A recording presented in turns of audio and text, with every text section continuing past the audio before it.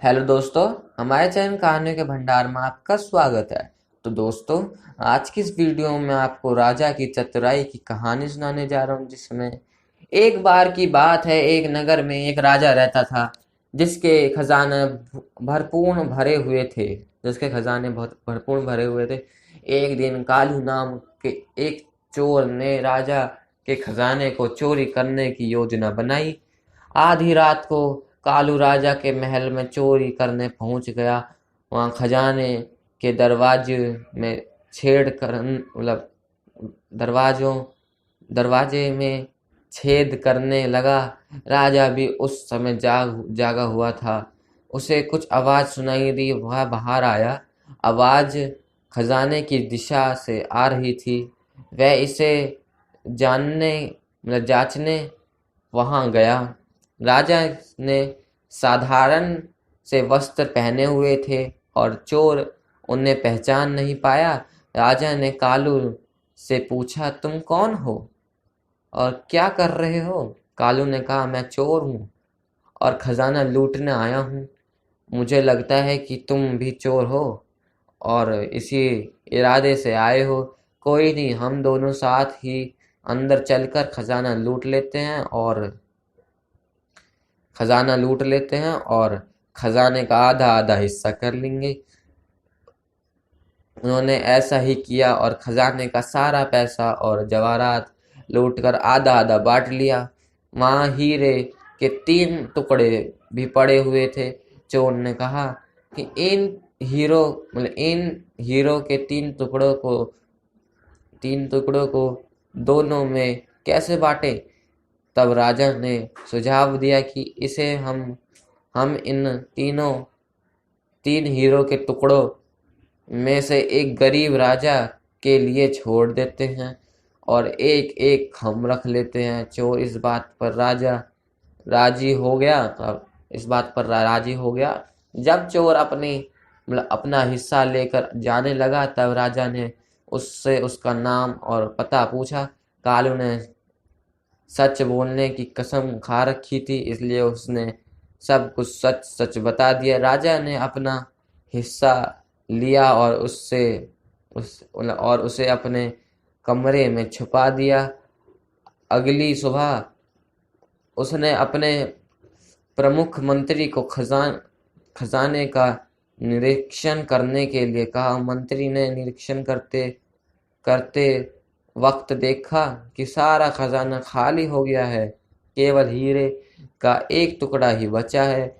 उसे पता चल गया कि खजाना चोरी हो गया है।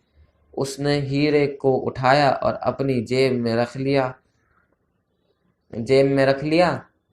उसने सोचा कि सब सोचेंगे कि चोर ने सारा खजाना चुराया है और कोई मुझ पे शक भी नहीं करेगा। मंत्री ने राजा को सारी बात बताई कि सारा खजाना चोरी हो चुका है, कुछ भी नहीं बचा है। राजा ने अपने सिपाहियों को बोला कि वह कालू को पकड़ कर दरबार में ले आओ।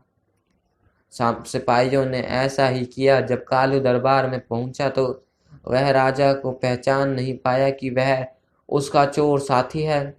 राजा ने उससे पूछा कि क्या तुम ही वही चोर हो जिसने सारा खजाना लूटा है और कुछ नहीं छोड़ा है? कालू ने सच सच बता दिया कि मैंने आधा खजाना आधा खजाना लूटा है, आधा मेरे साथी ने लूटा है। मैंने साथी मेरे सा, मैंने साथी चोर की सलाह पर वहां एक हीरे का टुकड़ा आपके लिए छोड़ दिया था और वह टुकड़ा वहीं पर होगा। मंत्री ने राजा से कहा कि यह चोर झूठ बोल रहा है। मैंने खुद जांचा है, वहां कुछ भी नहीं है। राजा ने अपने सिपाहियों से कहा कि वह मंत्री की तलाश ले। तलाश के वक्त मंत्री की जेब से वह हीरे का टुकड़ा मिल गया। इस प्रकार राजा ने अपनी चतुराई से अपना खजाना भी बचा लिया और अपने मंत्री की वफादारी के बारे में भी पता लगा लिया। कालू ने चोर होते हुए भी सच बोला, जबकि मंत्री ने न केवल चोरी की बल्कि झूठ भी बोला। कालू ने बड़ा चोर राजा का मंत्री था। कालों से बड़ा चोर तो राजा का मंत्री था, क्योंकि मंत्री राजा का वफादार होता है। राजा अपने मंत्री पर भरोसा करता है और उससे बुरे वक्त पर सलाह मांगता है। राजा का मंत्री चोर और झूठा था, और ऐसे गुण वाले मंत्री से न केवल राज्य को बल्कि पूरे राजा मतलब ना केवल राजा को ना बल्कि पूरे राज्य को नुकसान हो सकता है।